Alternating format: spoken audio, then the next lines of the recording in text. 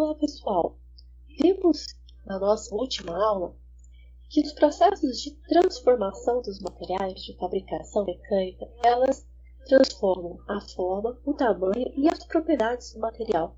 Assim, o método de produção interfere não só na aparência e na funcionalidade, como também nas características gerais do produto acabado. Também vimos o nível de aceitação da rugosidade relacionada aos erros microgeométricos. Agora veremos o nível de aceitação para os erros de forma através da tolerância geométrica.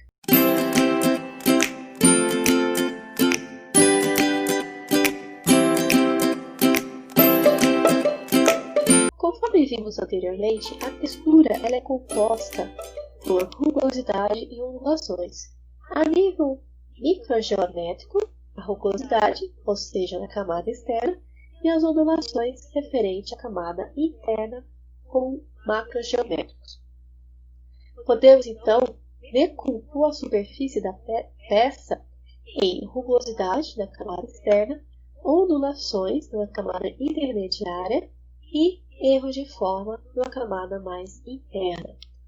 Focaremos então nesses erros de forma e como podemos tolerá-los de acordo com as funcionalidades da nossa peça. Mas antes, é necessário que a gente tenha a compreensão do que seria tolerância. Segundo o dicionário da língua portuguesa, a tolerância está relacionada com a condescendência, ou seja, a nossa flexibilidade em aceitar aquilo que não se quer e que não se pode impedir. Trazendo esse conceito para a tolerância geométrica, nós estamos abrindo agora uma flexibilidade daquilo que a gente não pode controlar dentro dos nossos processos. E aí a gente está abrindo mão dessa rigidez da forma. No universo da mecânica, a tolerância geométrica visa garantir que a funcionalidade da peça está preservada, mesmo que os processos de fabricação tenham ocorrido distorções. Ou seja, a tolerância geométrica representa um erro aceitável que não prejudica o funcionamento do componente ou dispositivo. E esse erro ele pode ser de forma, orientação ou posição. Para exemplificar isso, vejamos a figura retangular. Se no projeto não for especificado a tolerância de planeza e de retilidade de cada uma das superfícies, podemos rejeitar uma peça que tenha essas distorções, mas que ainda assim possa ser útil para a função que ela vai executar. Ou podemos aceitar uma peça quando ela não é viável de ser utilizada. Assim, vamos iniciar o nosso estudo sobre a forma. Observe o retângulo.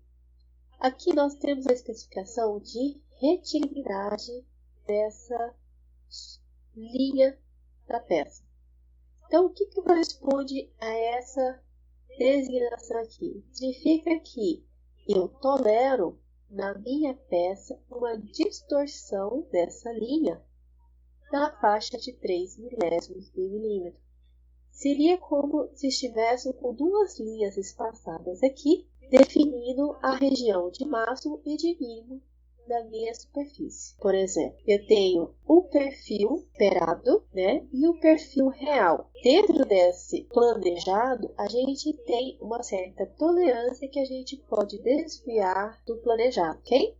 Observe que dentro dessa tolerância, essa minha curva aqui, esse meu perfil, embora ele não apresente a retilidade do projeto inicial, ele ainda atende à funcionalidade da peça, porque ele está dentro da tolerância, dessa forma. Trazendo esse conceito para o plano, nós podemos determinar não só esse perfil, mas como toda essa superfície. Então a gente tem que lembrar que essa superfície ela tem uma profundidade aqui entrando na tela. Neste caso, seria dizer que toda essa superfície aqui ela tem que estar contida entre dois planos espaçados pela tolerância especificada. Ou seja, nós temos essa superfície, durante a usinagem eu tenho essa distorção, bem evidente aí, e aí eu tenho dois planos onde eu posso conter a minha distorção. que seria de 5 centésimos de milímetro. Como que a minha deformação na superfície da peça ela está dentro desse campo de tolerância, de planeza ou planicidade, a minha peça ainda está aceitável para a função que ela executa. A tolerância de planeza para os processos de torneamento, elas são na faixa de 1 a 3 centésimos de milímetro, no fresamento de 2 a 5 milésimos de milímetro, e no caso da retífica ela pode ser de 5 milésimos de milímetro até 1 centésimo de milímetro. Outra forma de a gente ter uma tolerância aí seria considerar esse perfil cilíndrico, e aí a gente determina que tem uma certa cilindricidade, né? A gente pega a seção transversal aqui da peça e a gente define que essa seção transversal ela tem que estar contida dentro de 2 círculos concêntricos.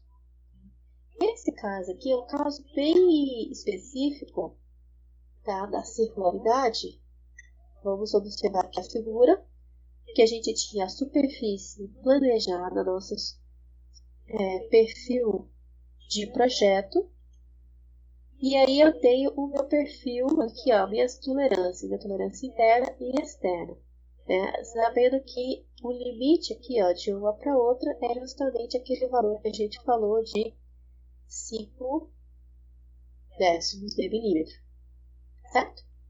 E aí, durante a usinagem, eu observo que houve essa distorção, né? O perfil que a gente conseguiu não foi aquele perfil almejado, mas ele está dentro da minha tolerância de medida.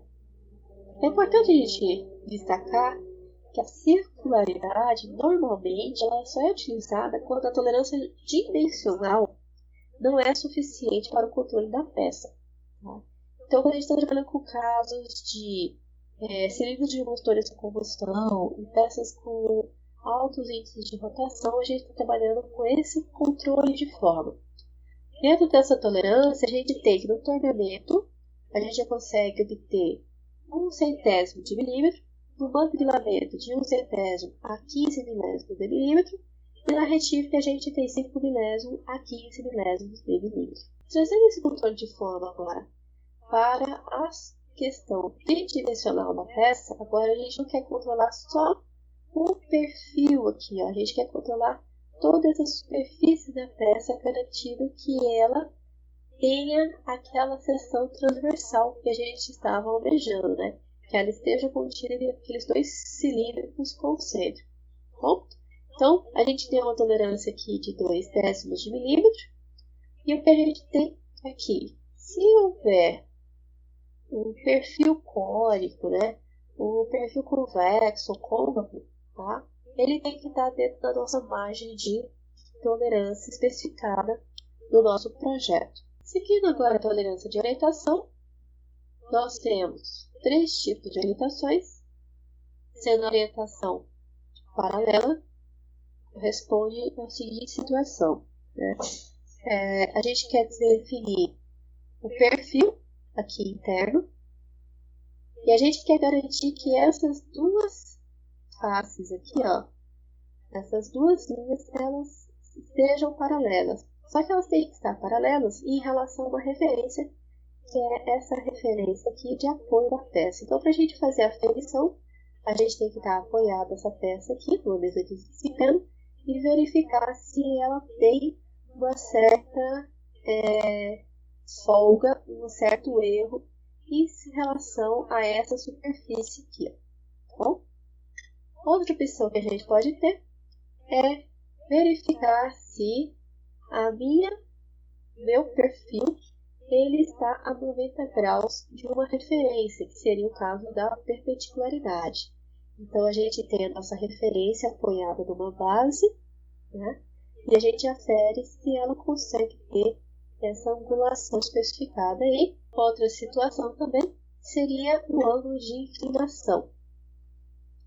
Neste caso, a minha referência é a base aqui da minha peça, e aí eu vou verificar com o transferidor ou com o oniômetro esse perfil aqui, se a angulação está adequada, porque a gente foi planejado da peça. Observe que ele sempre traz nas nossas referências, tá? A orientação que a gente está trabalhando, se é a orientação de inclinação, orientação de perpendicularidade, orientação de paralelismo, o valor da tolerância e a referência nossa. Tolerância de posição. Tá? Nesse controle aqui, a gente vai ver 3 posicionamentos, e todos esses posicionamentos são em relação ao eixo de simetria da peça, né? Ou o eixo central do eixo. Então, observe a seguinte situação. A gente tem posicionamento. Para a gente garantir que essa furação esteja adequada dentro do nosso limite de tolerância, a gente precisa especificar em cima de quais referências a gente vai trabalhar. Ou seja, se a gente está trabalhando com esse diâmetro aqui de 9 milímetros, né, com uma tolerância dimensional, aqui é a tolerância dimensional, tá, de 5 centésimos de milímetro, e a gente tem uma tolerância de posição, uma tolerância geométrica, em relação aqui, em relação a esse posicionamento e esse posicionamento. Então, essa referência aqui, ó, essa tolerância ela está em referência a este ponto aqui. Ou seja, eu aceito uma certa desalinhamento de 5 décimos de milímetro e 5 décimos de milímetro aqui. Ou seja, todo esse perfil aqui, ó, toda essa região aqui é a região onde eu posso aceitar que o centro, ou seja, esse pontinho vermelho aqui, ele possa estar. Ou seja, o centro do eixo de furação, do furo, tá, esteja dentro dessa área aqui. No caso da concentricidade, o que a gente está tentando fazer, a gente tem 2 peças de revolução, né? E a gente está tentando garantir que o eixo das 2 peças, eles tenham um ponto comum, tá? Então, o que a gente pode ter é o seguinte, a gente tem uma peça de revolução de diâmetro maior, que é a nossa referência. Em cima dessa referência, o que eu tento almejar aqui na minha peça, é que esse diâmetro aqui menor, essa revolução menor aqui da peça, ela esteja centralizada com o centro desse eixo. E aí, nesse caso, eu aceito um erro aqui, uma tolerância de 5 décimos. Ou seja, em relação ao centro desse eixo aqui, eu posso ter uma variação do eixo dessa circunferência aqui. E, por fim, a gente pode ter também a questão, no caso aí, os 2 primeiros casos foram peças de revolução, agora a gente tem uma peça, um prisma, né? E aí a gente tem o seguinte, eu quero definir onde é o eixo de simetria da minha peça. Eu preciso posicionar esse ressalto, ou eu posso ter um rebaixo aqui, tá, da minha peça, e ele tem que estar alinhado com o eixo de simetria da minha peça maior. Tá? Então, em relação a esse plano, eu vou considerar 2 décimos de tolerância aqui, tá? Seria 1 décimo para cada lado. Então, essa minha linha de simetria desse perfil aqui, ele pode estar dentro desse campo de tolerância, que aí a minha peça ainda é aceitável. Espero que tenham gostado. Obrigada.